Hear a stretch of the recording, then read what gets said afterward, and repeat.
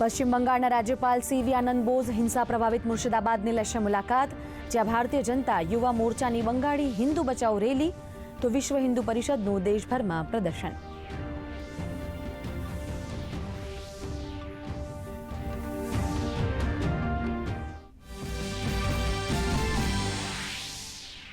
દિલ્હીના મુસ્તફાબાદમાં મોટી દુર્ઘટના, દયાલપુર વિસ્તારમાં 4 માળની ઇમારત ધરાશયી, અનેક લોકો ઘાયલ, 4ના મોત. કાટમાળ હેઠળ દટાયેલા 14 લોકોનું એનડીઆરએફની ટીમ દ્વારા રેસ્ક્યુ, બચાવ કામગીરી યથાવત.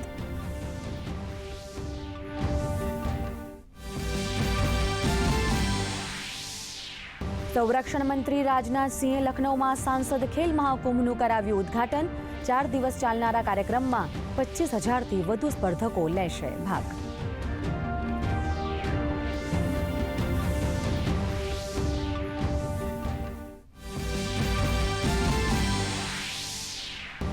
જેઈઈ મેન્સનું પરિણામ જાહેર, 24 ઉમેદવારોએ 100% મેળવ્યા. 100% મેળવનારાઓમાં સૌથી વધુ 7 વિદ્યાર્થીઓ રાજસ્થાનના, જ્યારે મહારાષ્ટ્ર, તેલંગાણા અને યુપીના 3 વિદ્યાર્થી, તો પશ્ચિમ બંગાળ, ગુજરાત અને દિલ્હીના 2 વિદ્યાર્થીઓ સામેલ.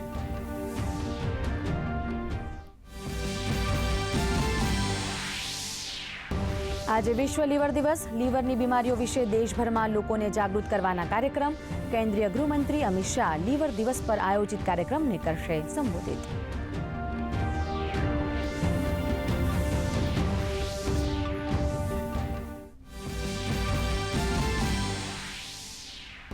ભારત મધ્ય પૂર્વ યુરોપ આર્થિક કોરિડોરને અમેરિકા અને ઇટાલીએ ગણાવી સદીની સૌથી મોટી સંપર્ક પરિયોજના.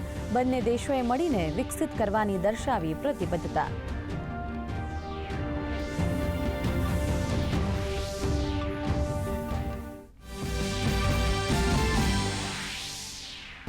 ઈ વ્હીકલને પ્રોત્સાહન આપવા ગુજરાત સરકારનો મહત્વનો નિર્ણય. 5% ટેક્સ છૂટની કરી જાહેરાત. આ સાથે ટેક્સ દર ઘટીને થયો માત્ર 1%. હવે નાગરિકો વાહન 4.0 પોર્ટલ દ્વારા તેમના ઇલેક્ટ્રિક વાહનોની કરાવી શકશે ઓનલાઈન નોંધણી.